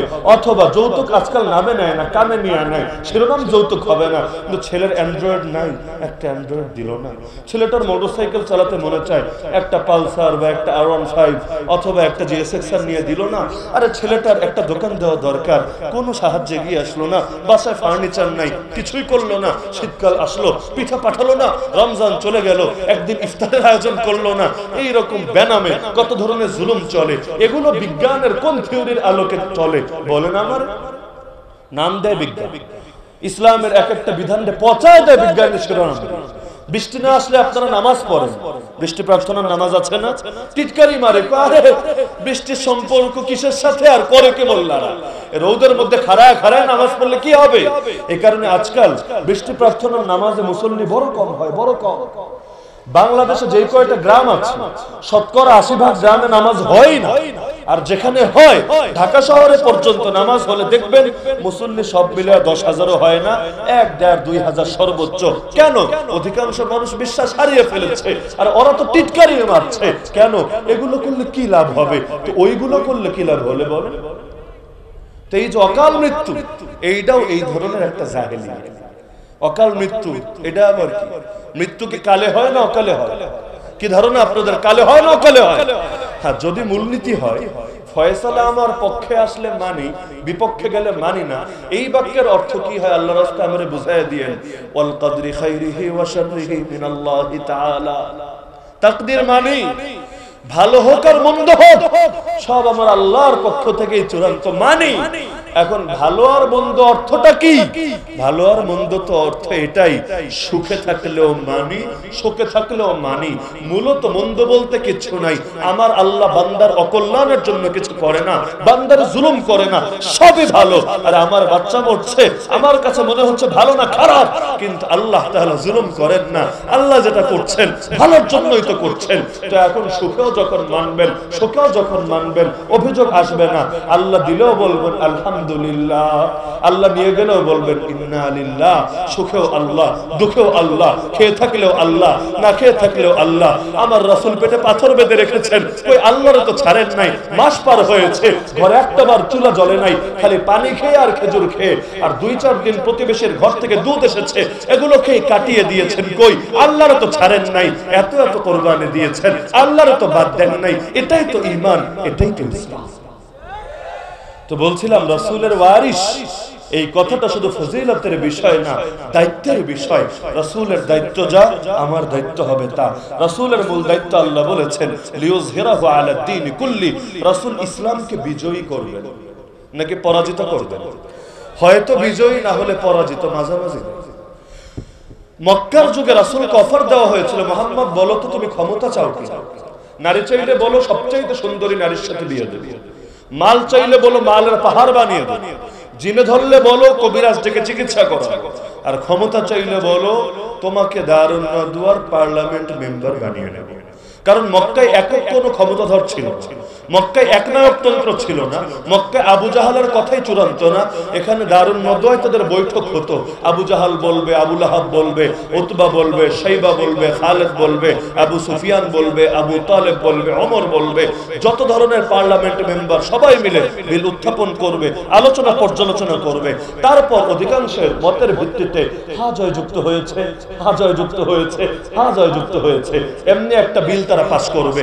এ কারণে রাসূলকে মারবে তারা জানে, এর জন্য 13 বছর লেগেছে একটা বিল পাস করতে, 1-2 বছর না। কেন? আবু জাহাল চায় তো আরেকজন ভেটো দেয়, আরেকজন চায় তো আরেকজন দাঁড়ায় বলে আরে মারবি তো মারবি, বনু হাশিমের ঠেলা সামলাতে পারবি, রাসূলের আত্মীয়-স্বজন ছেড়ে দিবে তোদেরকে, এটা ইগোর প্রশ্ন, তোদেরকেও জানে মেরে ফেলবে, এই রকম যুদ্ধবাদ জাতির সঙ্গে তোরা কুলাতে পারবি না। এখন ভয়, দেখেন না দুনিয়াতে অনেক সময় বলে একটা, কিন্তু ভয়ের কারণে করে বসে একটা, বলে আমরা এই জিনিস করব না, কিন্তু দেখা যায় এমন এমন পরিস্থিতি হয় সবার আগে এক পায়ে করে আয়। তো এখন ভয়ের কারণে করতে পারে নাই, 13টা বছর পরে গিয়ে বিল পাস হয়েছে। তো রাসূলকে অফার দেওয়া হয়েছিল, মুহাম্মদ রাজি থাকলে বলো কবুল, আমরা তোমার নেতা বানায় নিব। আপনাদের কি ধারণা বা কি পড়াশোনা, আল্লাহর রাসূল রাজি হয়েছিলেন? দারুন নাদওয়া নামক কুফরি পার্লামেন্টের মেম্বার হয়েছিলেন। বলবেন কেন? নেতা হলে তো লাভ, আসলেই লাভ রে ভাই, ধর্ম কায়েমের জন্য নেতা হলে লাভ। নেতা যেদিকে জনগণ সেদিকে, এটাই নেচার। আর নাস আলা দীনি মুলুকি, আরবিতে প্রবাদই আছে, মানুষ রাজা বাদশার ধর্মের উপর উঠে আসে, রাজা বাদশা যেমন হয় মানুষও তেমন হয়, মানুষ পরাশক্তির অনুসরণ করে, এটাই স্বাভাবিক। তো রাসূল নেতা হলে রাসূলের কিছু ফ্যান ফলোয়ার থাকতো না? কি ধারণা থাকতো না? এমন কোন নেতা আছে যার লগে 10টা 20টা 100টা 200টা লোক নাই? আর নেতা হলে তার স্পেস এমনি তৈরি হতো, আরেক নেতা কথা বলতেও চিন্তা করতো সেও নেতা, আমার নামে বিচার দিলে আমার কি হবে, লাভ তো হতো। কিন্তু নিলেন না কেন? বলবেন না না রাসূল কেন ক্ষমতা নেবেন? রাসূল তো হুজুর মানুষ, রাসূল তো বুজুর্গ, বুজুর্গরা তো শুধু খানকা নিয়ে থাকবেন, মাদ্রাসা মসজিদ নিয়ে থাকবেন, ক্ষমতা দিয়ে তারা কি করবেন? ক্ষমতা তো করবে বেজির বেজির, বুজুর্গদের দরকার নেই, যারা যত 2 নম্বরই করে তারা চালাবে ক্ষমতা। আর হুজুর মানুষ খালি জিকির করবে আল্লাহ আল্লাহ আল্লাহ আল্লাহ, আর দাওয়াত দিবে, দায়িত্ব শেষ। আর সুলাইমান আলাইহিস সালাম, দাউদ আলাইহিস সালাম, আমার রাসূল সাল্লাল্লাহু আলাইহি ওয়াসাল্লাম যারা করেছেন না না, এগুলো কি হুজুরদের সঙ্গে যায়? হুজুরদের সঙ্গে কি এগুলো মানায়? যদি এটাই মূলনীতি হয় তাহলে মদিনায় যাওয়ার পরে নিলেন কেন? মদিনার নেতা ছিলেন কে? বলেন না কে? বাদশা ছিলেন কে? মুহাম্মদুর রাসূলুল্লাহ সাল্লাল্লাহু আলাইহি ওয়াসাল্লাম। খালি মুমিনদের বাদশা না, সেখানে ইহুদিরা ছিল, তাদেরও বাদশা, সকলের বাদশা, সবাই তাকে বাদশা মানতে বাধ্য ছিল। প্রথম আমির, প্রথম ইমাম, প্রথম নেতাই ছিলেন তিনি। তো মুহাম্মদুর রাসূলুল্লাহ সাল্লাল্লাহু আলাইহি ওয়াসাল্লাম মদিনায় যাওয়ার পরে ক্ষমতা নিলেন, অথচ মক্কায় তার অফার দেওয়া হলো, অফার রাজি থাকলেই চলবে, ভোটাভুটিও করা লাগবে না, ইলেকশনের টাকা পয়সাও ব্যয় করা লাগবে না। এক একটা নির্বাচন করতে যে কি টাকা ব্যয় হয়, যারা নির্বাচন করে নাই এরা এর আংশিক ধারণাও জিন্দেগিতে পাবে। তারপর রাসূল নিলেন না, মদিনায় নিলেন কেন? একটাই কারণ, একটাই, আল্লাহর রাসূল তাওহীদ ধারণ করেন, শিরক ধারণ করেন। মদিনার রাসূল যেটা বলবেন সেটাই চূড়ান্ত, রাসূলের কথার উপর কারো কথা বলার কোনো অনুমতি নাই। কিন্তু মক্কায় তার কথাই চূড়ান্ত না। রাসূল দারুন নাদওয়ায় বসে বলবেন, শোনো তোমরা, আল্লাহ বলেছেন চোর চুরি করলে হাত কাটতে হবে। আবু জাহাল বলে ছি ছি ছি, কি বলো, এটা তো মধ্যযুগের বর্বরতা। আবু লাহাব বলবে না না, এতটা কঠিন করা যাবে না, এতে মানুষ ক্ষিপ্ত হবে আমাদের উপরে। এখন রাসূল বলবেন আল্লাহর পক্ষ থেকে, আর নেতা নেত্রীরা বলবে তাদের নিজেদের পক্ষ থেকে। এরপর কখনো ভোটাভুটি আল্লাহ পাস করবে আর দুনিয়ার মানুষরা জিতে যাবে, কখনো আল্লাহ ফেল করবে, তারা এগিয়ে যাবে, এক এক সময় এক এক রকম হবে। তো এতে কি ইসলাম কায়েম হবে? দুনিয়ায় আল্লাহরে কি কখনো বান্দার মুখাপেক্ষে বানানো যায়? আল্লাহ যেটা বলেছেন সেটার ব্যাপারে বান্দার অনুমতি জিজ্ঞেস করা যায়? আর নামাজ পড়বো কিনা বলো তো, রোজা রাখবো কিনা, বাবা তোমার কি মত? আর এই প্রশ্নে বাবাগিরি চলে না, উস্তাদগিরি চলে না, নেতাগিরি চলে না। আল্লাহ এবং তার রাসূল যেটা বলে দেন তার উপর কোনো কথা বলার অধিকারও কারো থাকে না। তো মক্কায় নিলে তাওহীদের সঙ্গে নিতে পারতেন না, শিরিকের সঙ্গে জগা খিচুড়ি পাকিয়ে নিতে হতো। মদিনায় গিয়ে যখন নিয়েছেন, তাওহীদের সঙ্গে নিয়েছেন। তা আমার নবী দুনিয়াতে ইসলামকে জিন্দা করতে এসেছেন। তো এখন ওলামায়ে কেরাম যারা হবেন তাদেরও মূল জিম্মাদারি তো এটা হবে, ইসলামকে জিন্দা রাখতে হবে দুই ময়দানে। একটা ময়দান হলো ইলমের ময়দান, বেদাতীদের বিরুদ্ধে, বাতিল পন্থীদের বিরুদ্ধে, শিরিক পন্থীদের বিরুদ্ধে, সকল ভণ্ডদের বিরুদ্ধে, সকল ধরনের জেলাপিখোর সিন্নিখোরদের বিরুদ্ধে। তো দরবারে জাহাঙ্গীর ইয়া হোক যে দরবারে যারাই অপব্যাখ্যা করতে আসবে, ওলামায়ে কেরামের মূল দায়িত্বই হলো তাদের মেরুদণ্ডই ভেঙে দিতে হবে। এই মেরুদণ্ড ভাঙা পিটায় পিটায় না, ওদের মুখোশটা খুলে দিতে হবে জাতির সামনে। ওদের পুঁজি যে পুরোই ধোঁকাবাজি, ওরা যে পাবলিকরে মিসগাইড করছে, ওরা যে কোরআন এবং হাদিসের অপব্যাখ্যা করে জনগণকে বিভ্রান্ত করছে, এটা বুঝিয়ে দিতে হবে। এই অর্থে ইসলাম সর্বদাই বিজয়ী। মক্কায় যখন ইসলাম মায়ের খেয়েছে, তখনও দলিলের বিবেচনায় কোনো বাতিল ইসলামরে হারাতে পারে নাই, পরাজিত করতে পারে নাই। কতভাবে চ্যালেঞ্জ নিয়ে এসেছে দেখেন না, মুসার যুগে জাদুঘর নিয়ে, ঈসার যুগে আরো বিভিন্ন শক্তি নিয়ে, আলাইহিস সালাম আমার রাসূলের যুগে কত কত কৌশল নিয়ে ইহুদিদের থেকে গিয়ে শিখে আসতো। কোন প্রশ্ন করলে নবীরা আটকানো যাবে, খুঁজে খুঁজে এমন প্রশ্ন করতো। বলো তো আসহাবে কাহাফ কারা, বলো তো যুলকারনাইন বাদশাটাকে, বলো তো রূহ কারে বলে। কত রকম প্রশ্ন করেছে, একটা প্রশ্ন দিয়ে রাসূলকে হারাতে পারে নাই। দলিলের বিবেচনায়, ইলমের বিবেচনায় সর্বদাই ইসলাম জয়ী হয়ে আছে। তো ওলামায়ে কেরামের প্রধানতম দায়িত্ব এটা, ইসলামকে তারা যুক্তির ময়দানে, দলিলের ময়দানে, প্রমাণের ময়দানে, ইলমের ময়দানে কখনোই হারতে দিবেন না। এতে জান দেওয়া লাগলে জান দিবেন, জেল খাটা লাগলে জেল খাটবেন, ফাঁসির রশি গলায় বরণ করা লাগলে হাসি মুখে বরণ করবেন। আর দ্বিতীয় জিম্মাদারি হলো এর পাশাপাশি আল্লাহ যতটুকু শক্তি দিয়েছেন, সামর্থ্য দিয়েছেন, সাধ্য দিয়েছেন, তা দিয়ে ময়দান ও বাতিলের দম্ভকে চূর্ণ করে দিতে হবে। কারণ বাতিল কখনোই আমাদেরকে 100% ইসলাম প্র্যাকটিস করতে দেবে না। দেখেন না, আমাদের প্রথম কিবলাটা দখল করে রেখেছে, আমাদেরকে স্বাধীনভাবে ইবাদত বندگی করতে দিচ্ছে না। দেখেন না, এমন ভাবে আমাদেরকে কোণঠাসা করে রেখেছে, আল্লাহর জমিনে দাঁড়িয়ে স্বাধীনভাবে আল্লাহর কথা বলতে পারছে না। আলেম কি বলবে সেটা জাহেল ঠিক করে দিচ্ছে। কথা ওর মন মতো না হলে আলেমকে ধরে জেলখানায় বছরের পর বছর ফেলে রাখছে। এই যে হালত গুলো হচ্ছে, আরো হবে। আল্লাহর জমিন, আল্লাহর দ্বীন যদি পরাজিত হয়ে থাকে, শুধু ইসলামের কথা বলা, শুধু ইসলামের পথে চলাই না। সহিহ হাদিসে আছে, ইদা ক্বালা রাজুল আল্লাহ কুতিলা, এমন একটা সময় আসবে মুখ দিয়ে যদি খালি আল্লাহ বলে, এর কারণে জানে মেরে ফেলা হবে। তো এই কারণে মুসলমানকে 100% মুসলমান বানাতে চাইলে ইসলামকে জয়ী রাখতেই হবে। না হলে মসজিদে আসলে তো ইসলামের উপর আমল করবেন, মাদ্রাসায় ঢুকলে তো ইসলামের উপর আমল করবেন, খানকায় গেলে, মাহফিলে আসলে ইসলামের উপর তো আমল করবেন, কোর্টে গেলে তখন আল্লাহর আয়াত আর রাসূলের হাদিসের উপর কেমনে আমল করবেন, আইন কানুন, বিধান সংবিধানের ক্ষেত্রে, সভ্যতা সংস্কৃতি, শিক্ষা ব্যবস্থার ক্ষেত্রে, রাষ্ট্রনীতি, পররাষ্ট্রনীতি, সমন্বিতির ক্ষেত্রে, এক কথায় ইসলাম যেহেতু পরিপূর্ণ দ্বীন, পরিপূর্ণ জীবন বিধান, প্রতিটা ক্ষেত্রে কিভাবে আল্লাহ এবং তার রাসূলের নির্দেশিত পথে চলবেন, সিরাতে মুস্তাকিমকে অবলম্বন করবেন। বলেন আমারে আল্লাহর কথার বাইরে চলেনি না। জায়গা মতো গিয়ে আল্লাহর আইন চাইলেও আপনার এই আইনে কেউ বিচার করে দেবে না। এমনকি হজ করতে যাবেন, ঘুষ না দিলে নাকি পাসপোর্টই পাওয়া যায় না। এমন এমন ভাবে আপনারা গুনাহ করতে বাধ্য করবে। এমনকি আজকাল নারীরা পর্দা করে লেখাপড়া করবে, এটা দেওয়া হচ্ছে। যে ঢাকা ইউনিভার্সিটি প্রতিষ্ঠা করা হয়েছিল এই অঞ্চলের মুসলমানদের পড়ালেখার জন্য, যে ওদের পড়ালেখার জন্য তো সুব্যবস্থা আছে, মুসলমান ছেলেমেয়েরা কেন পিছিয়ে থাকবে, ওদেরকেও তো এগিয়ে নিতে হবে। সেজন্য এই প্রতিষ্ঠানটা গড়ে তোলা হলো। ঢাকার অক্সফোর্ড নামে খ্যাত হয়ে গেল। এত এত অবদান, জমি যারা দিল তারাও তো সারাটা জীবন ইসলামকে ধারণ করে রেখেছে, ইসলামী চেতনা থেকেই জমিগুলোকে দান করেছে। আজকে এসব প্রতিষ্ঠানেও নারীদেরকে বাধ্য করা হয়েছে, তোমার চেহারা, তোমার সৌন্দর্য সারদের সামনে দেখাতে হবে। সার তো সারি, সারের নাকি কোনো লিঙ্গ নেই। কি দেখেন না, এটা বলেছে যে সার তো সারি, সারের সামনে ছেলে কি আর মেয়ে কি চেহারা দেখাতে হবে। সার বাপের মতো, সারের তো কোনো লিঙ্গ নাই। যদিও সার বিয়ে করে, সারের আবার বাচ্চাও ফোটে, যদিও কি ছেলে। এইরকম ডায়লগ মারা হচ্ছে, নারীদেরকে ক্লাসের মধ্যে, পরীক্ষার হলের মধ্যে অপমান করা হচ্ছে। যদি কোনো কাফের রাষ্ট্রে এমন করা হতো খারাপ লাগতো না, কিন্তু সংখ্যাগরিষ্ঠ মুসলমানের দেশেই মুসলমানকে সংখ্যা লঘু বানিয়ে রাখা হয়েছে। অনেক ক্ষেত্রে সংখ্যা লঘু যে অধিকার পাচ্ছে, সে অধিকার সংখ্যাগরিষ্ঠের কর্ণধার যারা, ওলামা যারা, তারা পর্যন্ত ভোগ করছে না। তারা মনে চাই না সরকারে ধুয়ে দিচ্ছে, তারপর সরকারের কোনো সে থাকছে না।